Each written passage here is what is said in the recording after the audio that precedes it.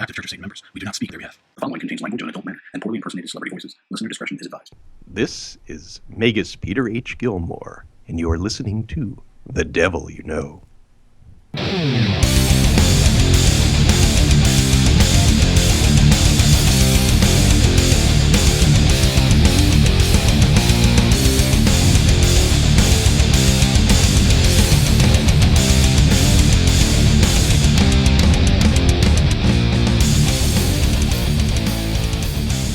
Good evening, ladies and jelly spoons. What's up, dude? What's happening, man? Enjoying April in Florida. How are you? I'm enjoying April in Arizona. Yeah? Hell yeah.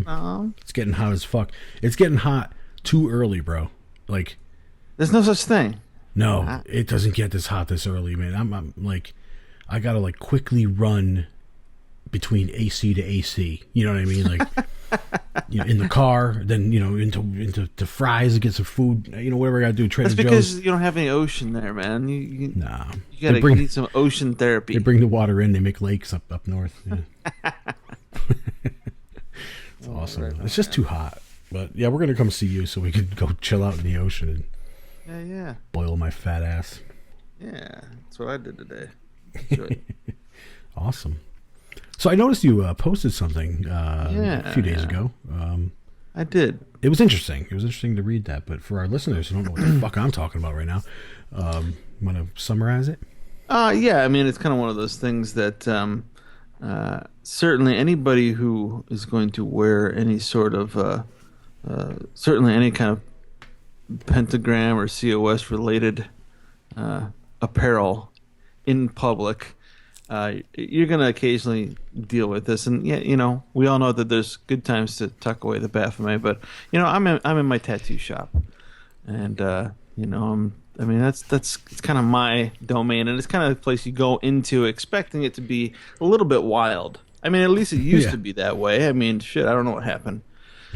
But yeah, so you know, every now and then you get somebody, and you know, I get somebody who, you know, recently, you know, like people that are just checking stuff out. They don't want anything. They just want to. We just want to check the shop out, and they're looking through books and stuff. Yeah, but curious. You know, so I've got my I Satanist Baphomet. Awesome. Which one? Which one was it? The Beat. Yeah. The newer one. God damn it. It's too late for me to think of the names of them. Okay. The one you gave me. Okay, gotcha. It says "Best Friends Forever" on the back. I'm still creeped out a little bit, but thank you. I love you, man. Yeah, right. That's fun. But you know, I mean, it's bold, you know. I mean, but you know, and I'm not hiding it. And I got no reason to. And I'm, you know, I'm always as polite as can possibly be to people when they first come in, you know. Yeah. And you know, I mean, you just get that vibe. Like, I can just tell he's just kind of staring at it, you know. And I could just kind of see he's like freaked out over a stupid necklace. It's not a stupid necklace, but I mean, you know what I mean. You know, to be so weirded out by something so small is kind of funny. Yeah. Anyway, so yeah, eventually on the way out, they're leaving, and just has to stop at the door and say, you know, basically said, you know, it's really disappointing, you know, seeing somebody wearing something like that, because, you know, I was addicted to heroin for years, and the only thing that could save me was Jesus. And I thought, wow, that's really sad. That's really sad that you know, you rely on one master or another, you know. Yeah. And that's kind of how I look at it. But, you know, I mean, you know, I kept it simple, and I just said, well, I'm glad for you that you're off the drugs, but it's too bad that you were too weak to just say no. You know, remember the commercials? Just say no. Yeah. It's amazing that, I mean, he's a special guy, you know. Jesus won't help the 10 African kids that just died while we were having this conversation, but helped him. Right? Helped him. Yeah, that's awesome. Exactly. Well, and, you know, there's something about the militant types like that. And it's usually people this is actually my stepdad was like this. It's kind of people who have maybe addiction problems when they're younger. It's You usually need not Jesus, till boy. later in life. Later in life, they find out about it, and they kind of they clean up their addictions or whatever. But when they find it later in life like that, they become extremely militant, and especially if you've just given up drugs, then That's your new drug. yeah, Yeah. exactly. You got a new drug. Yeah. And I mean, it's kind of it's a great way to escape responsibility. I mean, one way or another, it's always got something to blame. Whether it's drugs or whether it's God told me to do it or whatever. I mean, it's never having to take responsibility for your own actions. Yeah. And that kind of thing happens a lot. And I hope when the thing that I wrote, hopefully everyone understood it, because a few people, it seemed like everybody enjoyed it and backed it. But, every now and then you see somebody saying, well, I was an addict for a while, and I'm not saying that you can't be an addict and that you forever be the scum of the earth. You can get over it, and and if you get over your addictions, awesome, that's great. I've had addictions of other kinds. I mean, but I didn't need a invisible friend to get me out of it. Right. What's the difference between that or Barney the purple dinosaur getting me just out of your just shoot your local heroin dealer. right. So did you throw the necklace at him so it touched him? Yeah, I should have just ran at him with it. It burns. You're like, right in his face. I'm not touching you. I'm not touching you. Yeah, it's one of those things that it happens every now and then. I think I told you, like the being in the bank and the lady who's standing behind me while I'm wearing a T-shirt that on the back says "Natural Born Sinner" or something. Proud to be a natural born sinner. Yeah. And she's kept saying, "Well, what did you do about it?" Like, the hell do you want? And at first I didn't even turn around. It's like, I know exactly what she wants to. She wants to say, "Well, I'll use Jesus to get over it," or whatever. Well, good for you. That's awesome. But yeah. Yeah, and she's less successful than you are. She's in line behind you. But yeah, now as far as the first guy, one of the main points of the thing I wrote was that when I thought about it for a while, I thought it was really interesting that I eventually came to that conclusion that I'm glad that he's over there and not over here, because he couldn't be over here, Right. Meaning that he's been stratified. He has found that his place is on his knees. Whether that is, for whatever master it is, that's where he belongs. He belongs to any master that serves him. And usually those people, they do kind of swing back and forth. They kind of, they start off being, on drugs, then they become a super Christian. Eventually they end up back on the drugs again, and it's a back and forth kind of thing. But either way, he's found his place in life, and that's in servitude. And good for him. Stay there. Stay the fuck away from me unless you're serving me somehow, because I don't need your advice. You're low. You're on the ground. I'm not there. Yeah, that's so funny. Awesome. Yeah, fun stuff. I'm sure obviously, I'm sure you deal with those kind of. Yeah, there's like all kinds of things. We the most recent thing was we're doing our film shoots. Our crew each has a film that we're each directing, and this girl in our group was filming hers on a Saturday down at the Domes here in Arizona, and we're down there, and this place has always been famous for being haunted supposedly, and all this weird stuff goes on there, and these things are falling apart. Like, we had to sign waivers, like if this thing falls on your head and you die, it's your fault. So it was pretty sketchy being in there. Yeah, but right. There's graffiti everywhere, and some of it just so totally sucks and looks like garbage, but some of it's like pretty artistic, wow. And I turned, or Marta tapped my shoulder, and she's like, "Hey, check it out." And I look over there, and there's a really nice pentagram painted. I'm like, "Oh, it looks pretty nice," And the guy that owns the place, it's following us around like a I couldn't stand it. I couldn't stand it. I'm like, I don't understand. She paid for the place, to rent it. Leave us alone. Like, we're not going to hurt it. Look at this fucking place. You know what I mean? I could have took a shit right in the middle of the floor, and it probably would have smelled better in there. But it's like, come on, we're not going to hurt it. So just walk, check it out later or something. But he just kept following us around. And when I looked over, I was like, oh, nice. And I point, like I kind of just point like I do because I'm from the East Coast. But he looks over and he's like, oh, don't worry, I'll take care of that. And I'm like, what do you mean? And he's like, oh, that won't be there for long. And I'm like, oh, no, you should leave this up. This is all natural. It's all art. It's all great, you know? And he's like, no, not that. And he's like pointing to it. And I'm like, why? And he's like, I'm a Christian and I do not. And he's talking all like that, like he's above everyone. And, you know, I can't smell my own shit. But it's just so funny. And I'm like, okay. Yeah. And I'm like, and I said, nah, it's not what you're thinking, you know? And he's going in there and I'm like, why? I'm thinking to myself, why am I even talking to this guy? We got shit to do. But he's just saying this weird stuff. And I tried to explain things to him and he's like, listen, son. And I'm sitting there going, I have more gray hair than you do, dude. But he's just like, listen, son, you got to get out of that world. You got to be very careful of what you're doing in there. And, you know, the devil's very, and I'm like, well, I don't know why you keep talking about devil. I don't believe in one. Right. That's your belief. And he's like, well, that's the biggest lie you ever told. He's like, you just said Satanism. I said, yes, that has nothing to do with your devil. And he's like, Satan is my devil. I'm like, yeah, but you don't understand. And the word is a Hebrew word. It's been here long before your book was written. Right. And I, you know, tried to for a minute to explain it to him, and he just wasn't having it, and I just wasn't having it either. So I stopped like really quick. Right. Okay, I got stuff to do. Talk to you later. And, yeah, you know, because forget it.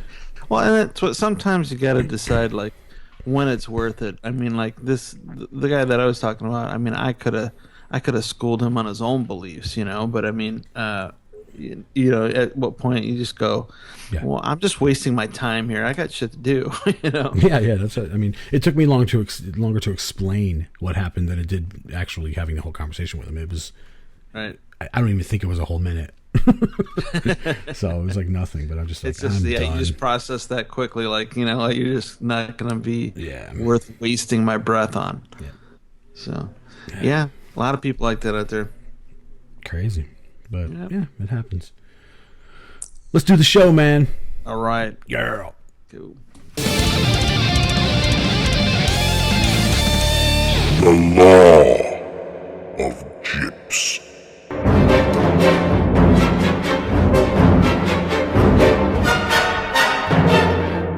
Law number 13. Scorn not those who are already successful, but certainly those who attempt to sabotage success. Jealousy is for insecure pussies. To be truly envious of another, you don't need jealousy. You just need motivation to get on top of your own shit and make something worthy of yourself. For yourself first, which is paramount to your existence. For anything else, it's a bonus. If you achieve your own success, it's not your job to pat everybody on the back and make them feel good. You're not entitled to make others feel better. You're in no way responsible for other people's feelings when you achieve your own doings. Just like it's completely stupid to be jealous of someone else who has made their place in the world, it's completely stupid for yourself to give a fuck when others' insecurities and vile weaknesses try to make you feel bad or bring you to a lower level. Cast them out. Cut them out like a cancer. Discard them just as quick as you would discard a match after lighting a cigar. No one that's on your side should ever be jealous. Those who scorn you based on what you do to achieve your happiness have only one place in your life, and that place is the fucking gutter. Hail Satan!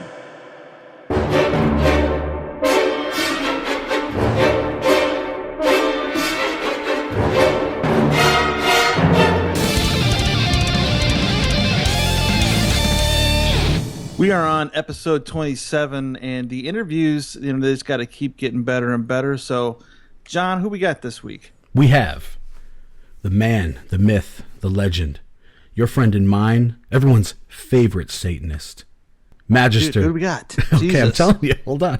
Magister Joe Netherworld, everyone.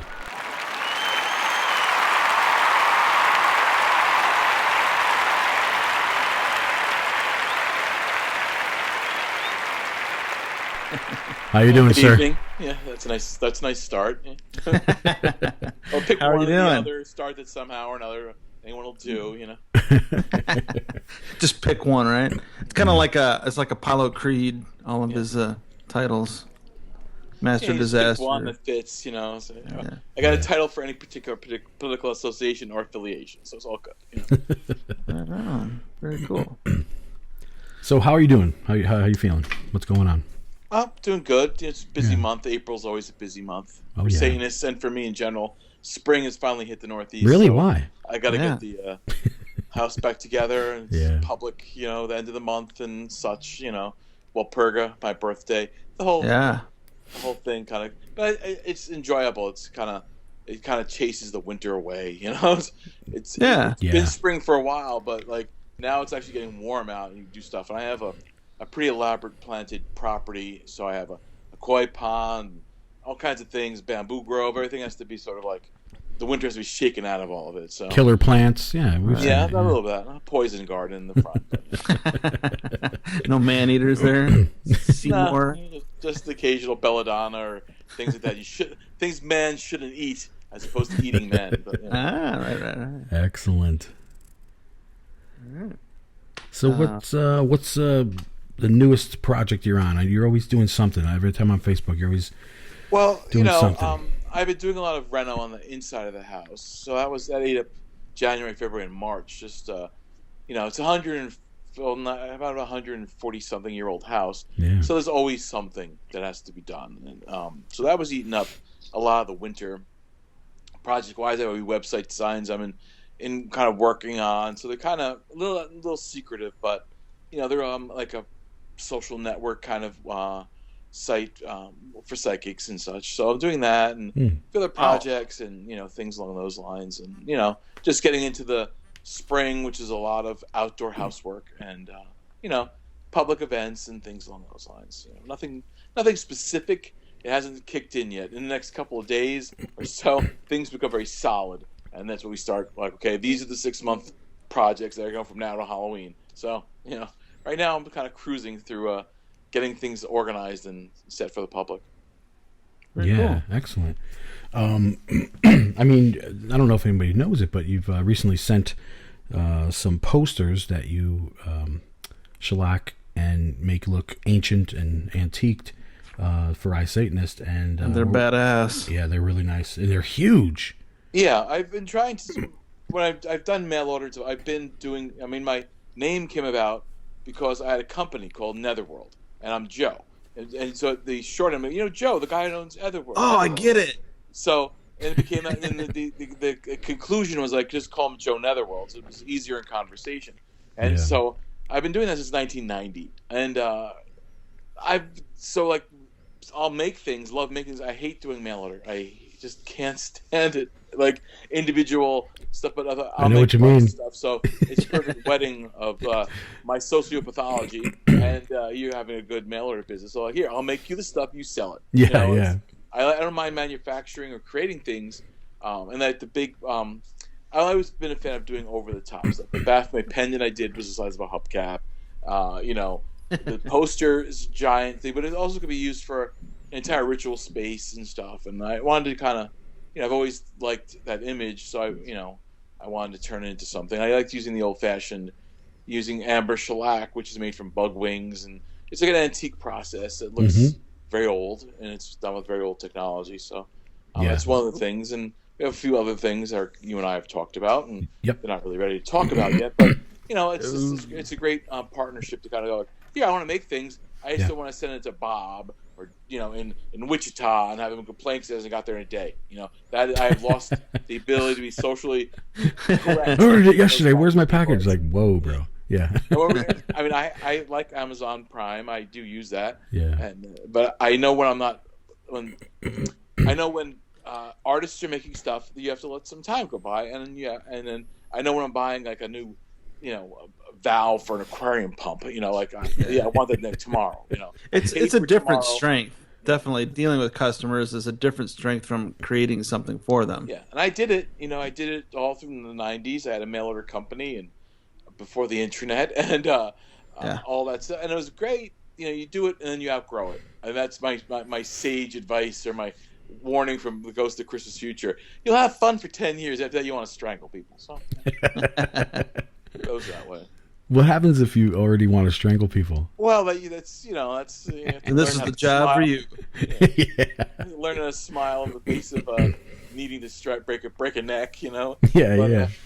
So we have another thing that you sent. We're getting it molded right now. It's the Anton LaVey head inside of a pentagram.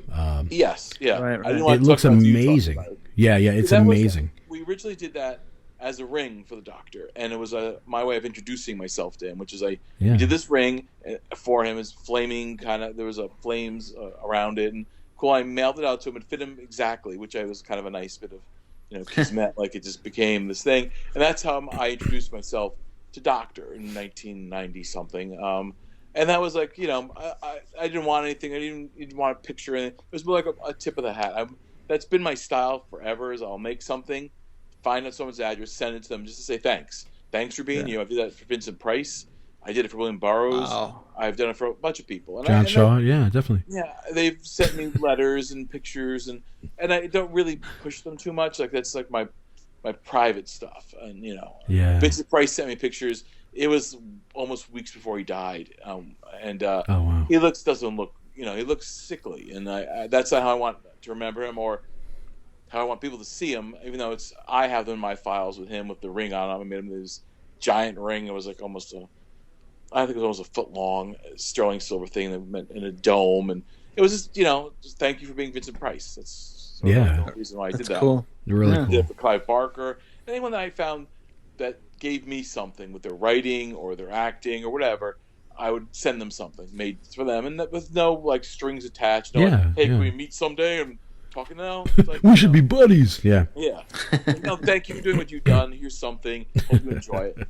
And they write me a letter or somebody pick. That's all I wanted from that. That's why That's I'm always doing awesome. something like that. And that was the Anton ring came about. So then I kind of stripped it back and made it into an amulet pendant, and I sold it for years, but I want to bring it back. So There you go. You're doing a lot of great silver work, and people enjoy it, and you can actually sell it and fill the orders in a way that won't make people angry or make me angry dealing with them. So it's a win-win, Awesome. So you've also did that 4-inch Baphomet, correct? Yeah. Mm-hmm. Yeah. It's been ripped off like crazy. It's been Right. Thank you, China. It's in Australia too. It's like anything else when you do jewelry. It's gonna get stolen. It's ripped off. I mean, I used to do shows, and people want to buy your samples, or like you buy one, like you almost know, like you're buying that to throw that in a mold in an hour. But that's what happens. It's like you have to be the first guy in. At least people know that I did that first. Yep. I wanted to do a big piece like that. There was a lot of inverted pentagrams and all that kind of stuff. I wanted to do like a big old Baphomet. Like there's no doubting it's Baphomet. It's no doubting it's satanic, and there's no doubting that it's huge. And that was the point. And then I do it. Next call, I sell a bunch. That's great. I was doing them. Paul Booth sold them when he was touring with Tattoo the Earth. There was like I think it was like Yeah, I remember that. 5,000 of them or something. It was crazy. And then we had Metallica make us not sell things, and that was why I always hated Metallica and Lars, because they came down to the booth, and their whole logic was, if someone buys your piece, they are not going to buy a T-shirt from us. Yeah. So I'm like, go fuck yourself, to be specific.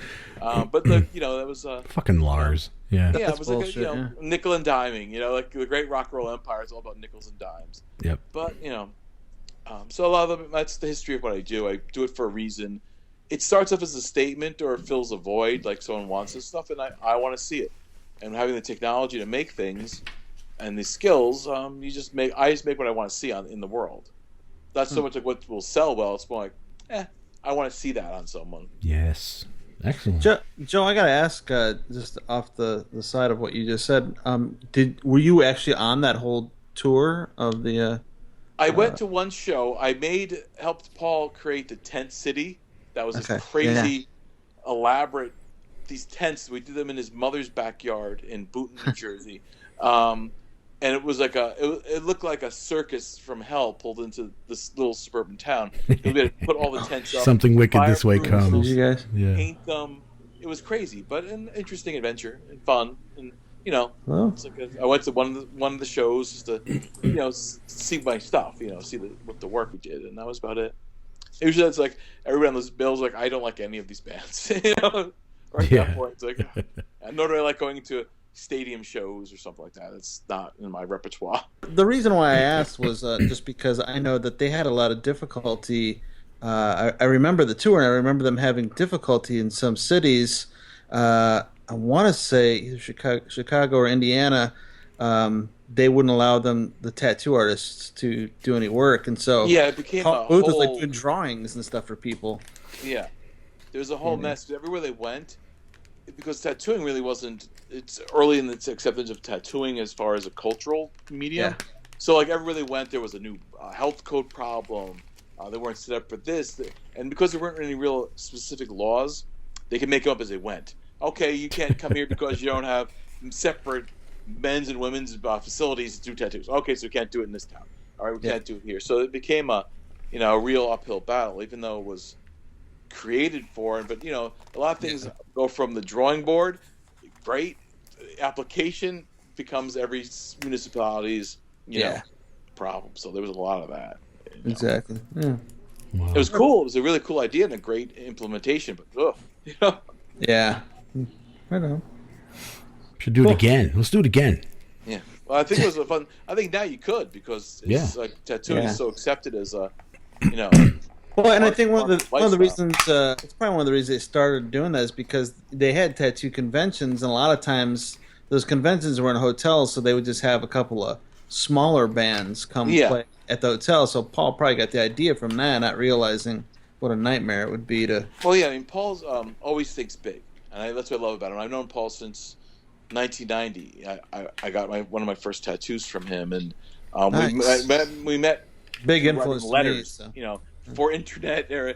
I wrote him a letter. He liked what I wanted to do. I have an armband that's H.P. Lovecraft faces from the original 1960s books that I saw of the that kind of like not cartoon, it's the wrong term, but really illustrated covers of individual faces, and I collected. They're like I used to see them in the back of Famous Monsters magazine. So as a kid, I was completely enthralled. As a 6-year-old, maybe 7, 8 years old, 10 years old.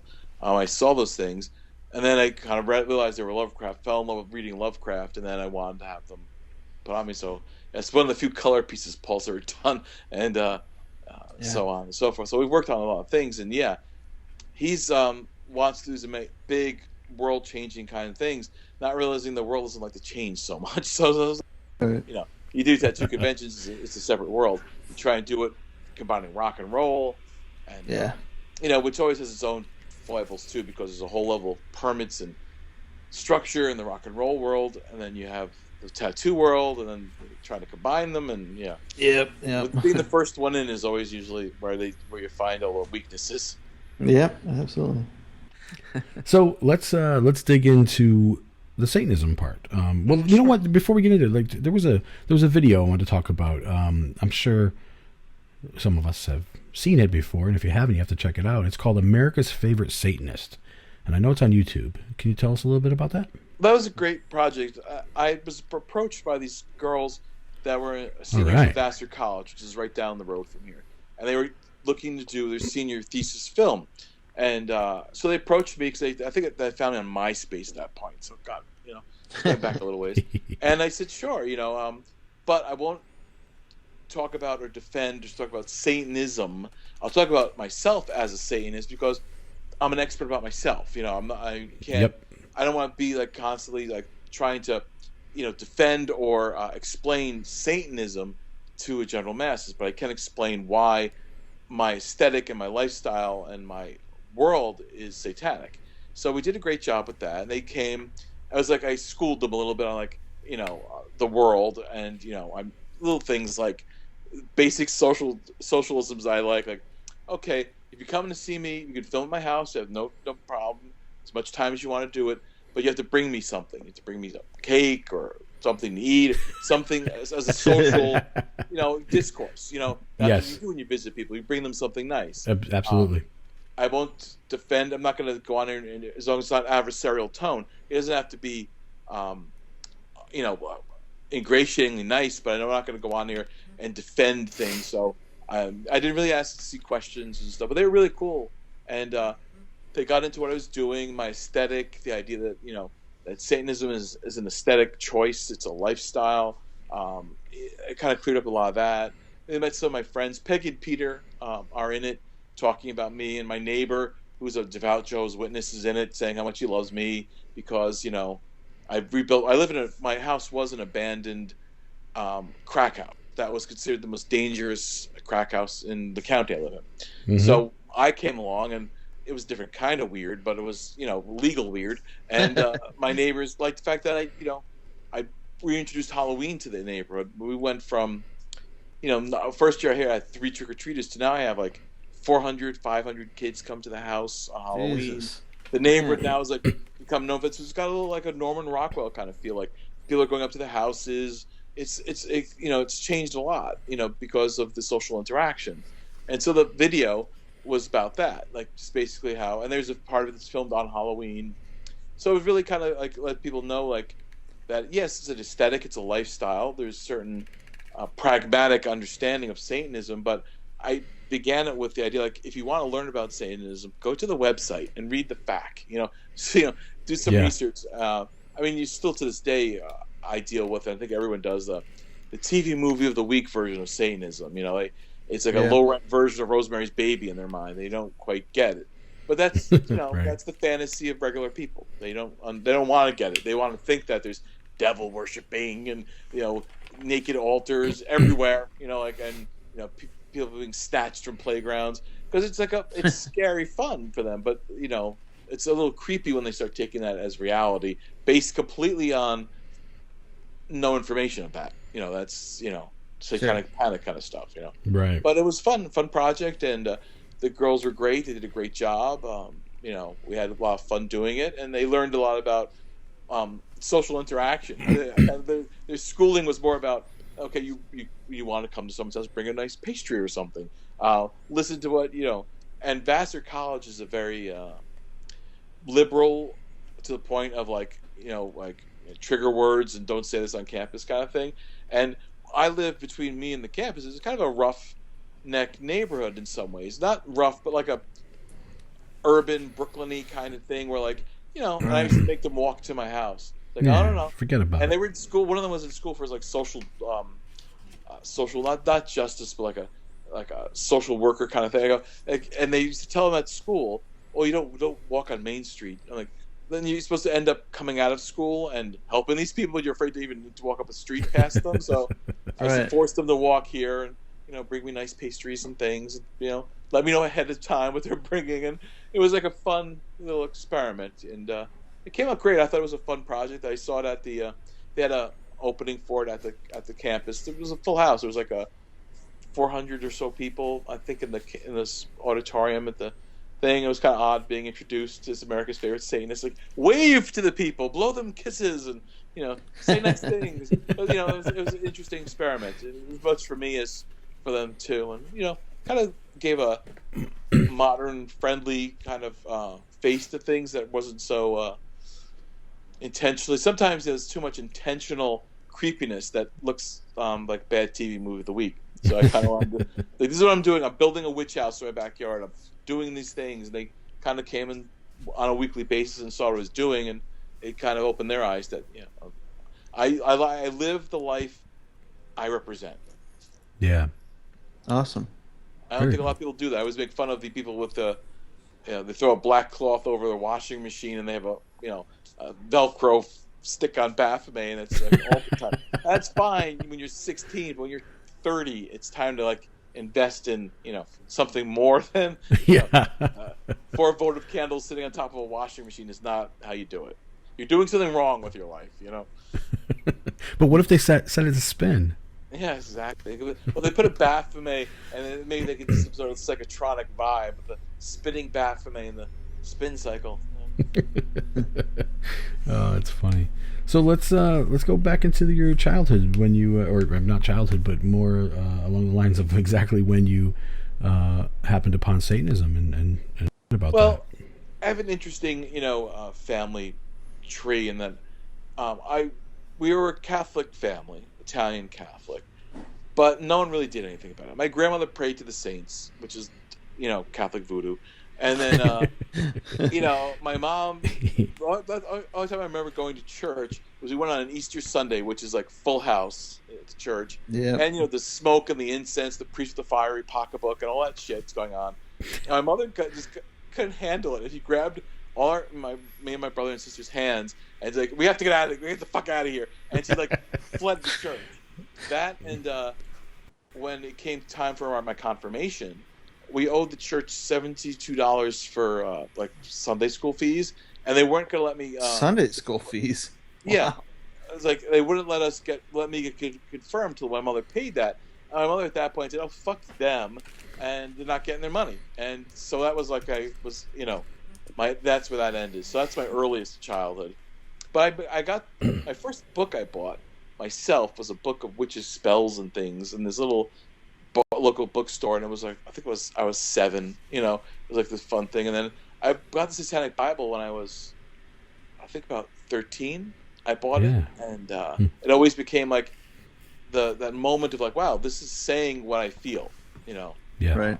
Just like at that point, my affiliations are none because I'm a 13, 14-year-old. But I read that. I used to watch on the TV on Mike Douglas, Sybil Leek, which is she was a famous witch of the moment, and all these things. So it was always kind of around my house, that was the witchiness and stuff. Mm-hmm. My great granduncle was Gesù Carducci, who's mentioned in Satanic Church Satan website, and he was one of the first Satanists, and it's that in 1903 he wrote he won the Nobel Prize for writing the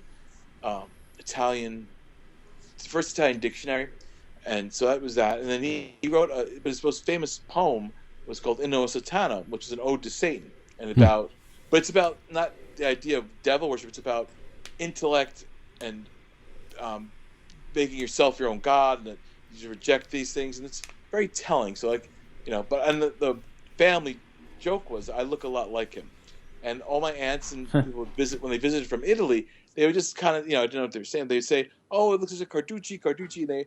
They had their pre-internet type of stuff. They have all this paperwork Xeroxed about how great he was and this and that, and he was a great man. But as time goes on, I remember reading a book, and it was a history of Satan's worshiper, and he was in there, and I kind of figured, wow, that's kind of odd. He has the same name, and could it be the same person? And it was. And I found out he kept a whorehouse in Venice. He was anti-papist. Good man. He was, very strongly against the church in Italy in a century when you couldn't really be too strong about anything against the church. But right. So that was my lineage, kind of thing. It's always kind of floating around in my family line that there's a witchiness. My family's from parts of Italy outside of Benevento where they make strega, liquor. And my family worked on the farms and things, gathering herbs back in the peasant days. And so that was, in the town of Benevento where we're from used to be called Malevento. It used to be called the Bad Journey because it was a place of gypsies and witches and on the coast right below Naples. And so that's, my history's there. But with Satanism directly, I've been,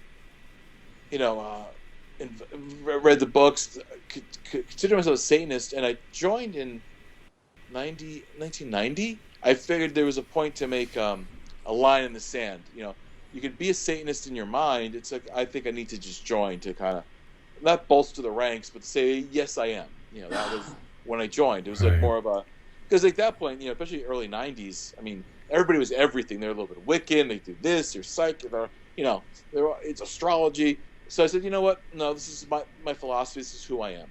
So I joined, and that's where I've been since. And I think it's when you read it, and a young person reading it, and you see yourself in the writing of the Satanic Bible, you realize, oh, wow, this person, this is speaking directly to me. It's not like theoretical or I'm hypothetically relating to it. It's like, no, this is exactly how I feel. This is exactly what I would say. And I've always had a strong aesthetic, and that being a major part of things made sense. Everything made sense. And that was my introduction at very young. At the same time I was reading that, I think I was reading Giger's Necronomicon, the first book. I used to sit in my basement, the giant book in my lap, and flip through the pages and kind of get mesmerized and pulled into that. And then, I was going back and reading the Satanic Bible over and over again, because it was like this very fulfilling, but also it was very justifying. Like, okay, yeah, there's other people out there that feel this. That and Man, Myth, and Magic. In my elementary school and high school libraries, they had that Man, Myth, and Magic encyclopedia set. Yeah, I remember that. That taught everything. There might be 3 pages on something, but it was enough to go, it's real. It's not there's something there. It's been recorded. There's a couple of pictures. It's not just a theory or, especially when you read a lot of books. A lot of books are 300 years old. Okay, it's an interesting story, but it's lost to time. Yeah. Man with the Magic made things like current. It was the Time Life books of our era, but there's real pictures. There's pictures of Anton LaVey of the moment having a ritual in his house. There's a story. It's in the paper. It's real, and that made it more exciting. Yeah, definitely. That's so cool. I remember those books too. Yeah, they were I have a set here. I bought it at a convention years ago, and there's things in there that have affected my aesthetic and my mindset, that you go back and there's the Pearly King and Queen with these Cockney English performers that did things to raise money for charity, but they always had the Pearly King and Queen, and it became this thing in my mind, oh, it's this thing, and it's just a bunch of Cockney drunks getting around, raising money for charities and singing and dancing. But in my mind, it was something much more. Yeah, that's the beauty of youthful influence. It's like you build a bigger world around it. Sometimes I always say you should never meet your heroes, because they usually just works. It's like it's nice. And I've always maintained that I had contact with and letters of confirmation from Vincent Price, William Burroughs, and Anton LaVey. And so everybody else after that they're my contemporaries. They're not my heroes. Because those are my heroes. Those are the ones that shaped my mind and my life. The rest is okay, it's nice. I like what they're doing, but they're not any more or less than I am. Yeah, right, exactly. Which is good. Now people are like, you know what? I don't want to meet you. I'd rather just know about you and have some good. I don't want to see you, with spinach on your tooth at lunch. I don't want. Let me have my fantasy. That's all we have in this life is our opinions, and some good ones still. Spinach on your tooth. I love it. Because if it happens, everyone you meet these things. I did a show in 1989 for. I became good friends with Chris Stein from Blondie, and he's an amazing person. He's like, I always tell him, I want to be you when I grow up. And not that he was much older than me, but he had this insane loft in the city with this floor. It was like the floor of a whole building, and he had Giger furniture, Robert Williams paintings of Debbie Harry, the Giger paintings from the cover of the Cuckoo album of Debbie Harry, which has the knives through her face. Everything. He had a cabinet the size of a wall of a house that was full of every kind of skull and real shrunken heads and skulls from the Andersonville, from the Civil War, that, not death camp, but it was a concentration camp in the Civil War, with scrimshawed skulls with American flags on them. And he had the puppet that Aleister Crowley had, that Jimmy Page bought, that burned down both their houses, and he had it in this glass cage with copper wires coming out of it to ground, and it was this weird devil puppet that's burned down every house that's ever had it.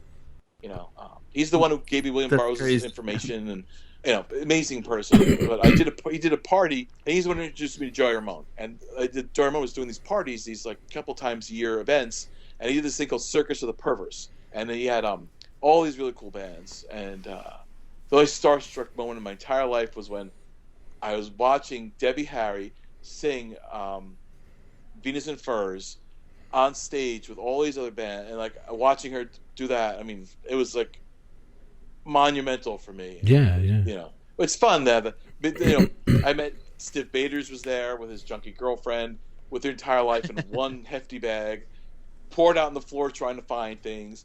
I was on stage with Lemmy from Motorhead because he was the Grand Inquisitor, smashing heads. When I met him at 9 o'clock in the morning, he had a bottle of tequila in one hand and a bottle of Jack Daniels in the other.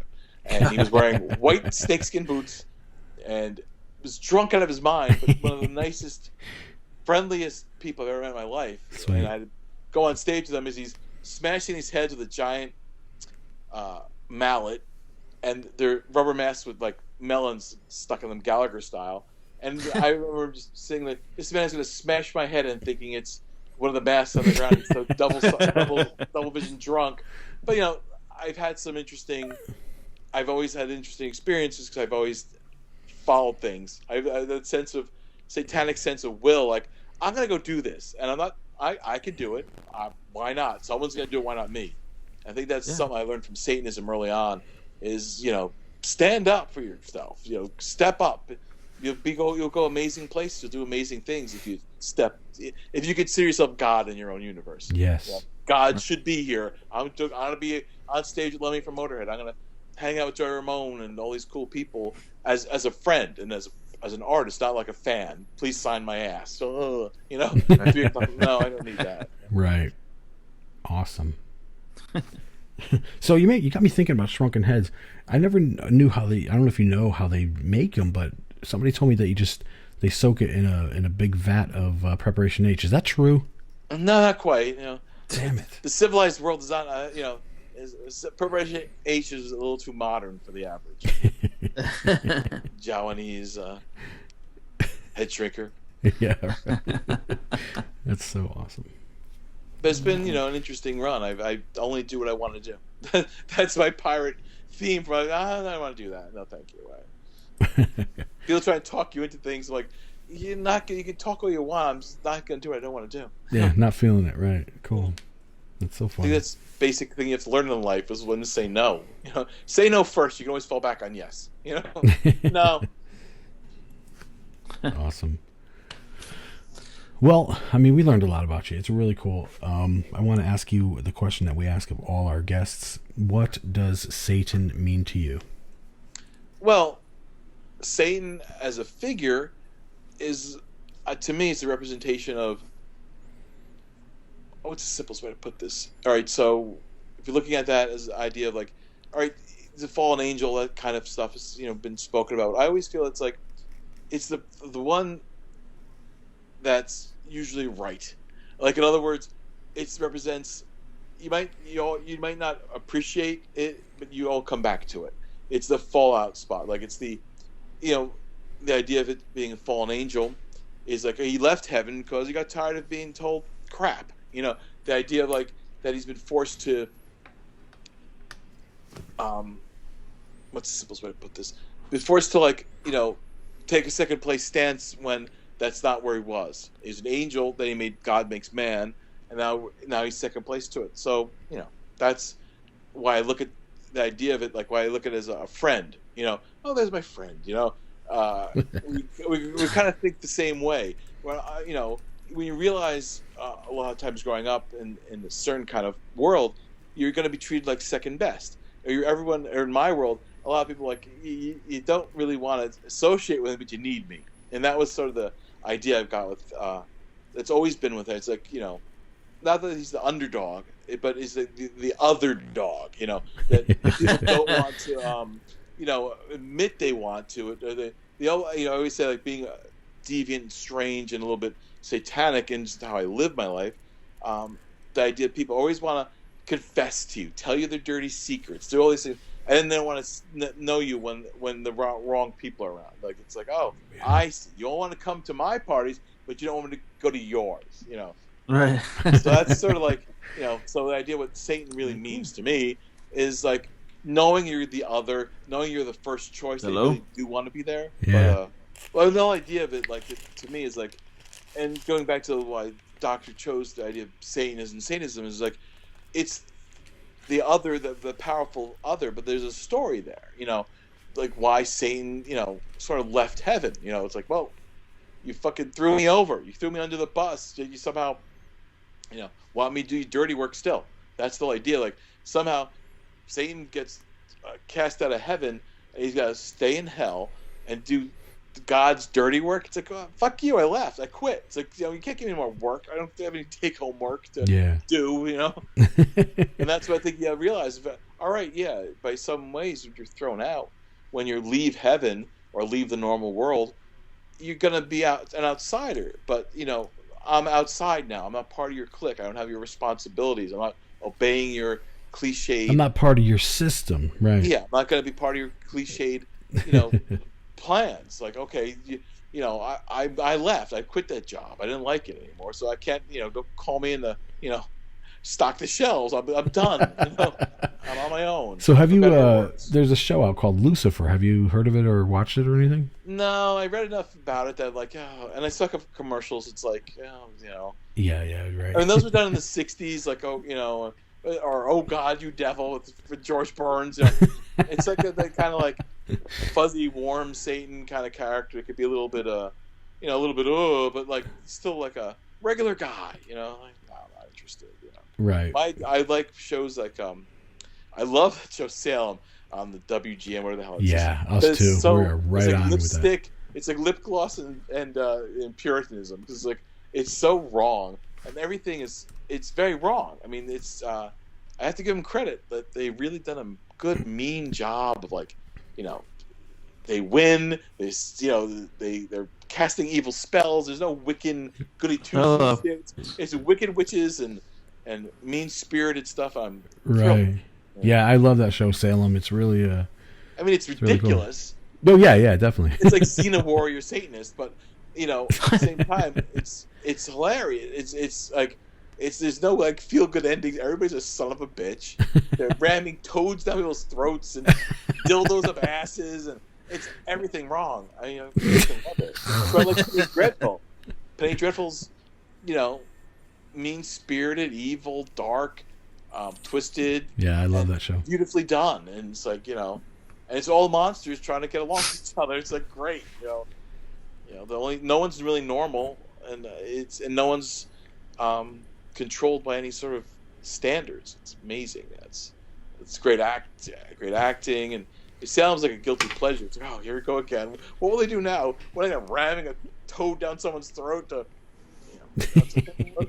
Children are being killed. It's just all great. It's like all the things you're not supposed to do. Yeah. And it's on this channel, and I watch it with that hopeful. Oh, they're not going to go ahead. They're not going to. Oh, they're going to have to clean this up, or no, it gets worse. Yeah, I love it. Lost Art. It's Lost Art. It's coming out this end of this month, right? Yeah, actually they're pushing off to October. Oh, everything's on October. The Satanic Warlock book, Walking Dead. I mean, it's crazy here. Well, the other thing is, Penny Dreadful starts May 1st, so it's kind of like we have, I'm like, oh, it's a good weekend for me. I got my birthday, I got the conclave, heck yeah. I got that's our anniversary, Marlene and me. Yeah, so it's one of those. It's like, okay, everyone's getting something, and you have to wait 6 months. Very cool. Very, very cool. Yeah. Well, Joe, I don't know. We want to thank you for coming on. I mean, you are now a devil we know, and it was really a fun time talking to you. It was fun. I'm glad to share some of my experiences and give my point of view. It's particular, but it's mine. Yeah. No, it's very cool. There's a lot of us that share that point of view, so it's fine. Oh, cool. Yeah, hell yeah. Yeah. So until next time. Hail Satan. Hail Satan. And I'll... Well, that was a hell of a show, John. Hell yeah, it was. Joe Netherworld, what a cool guy, man. He's just that's another. I mean, we got so many creative people in this organization, and that's definitely one of theirs. So. Yeah, I've had the pleasure of meeting him in person. He is all he's cracked up to be. Seriously, it's a very interesting guy. Right on, man. So I guess we should tell people next week, don't look for a show because we're busy. Well, yeah, we got some events to attend. Yep. If you're not there, you're square. Yeah, but you know what? We're going to come back with some cool stuff, right? Stuff. That's exactly what I call it. Yeah, let's call it that. Well, cool stuff. Yeah, we're going to come back with some cool stuff. Leave it with that. Until next time, everyone. Hail Satan. Hail Satan.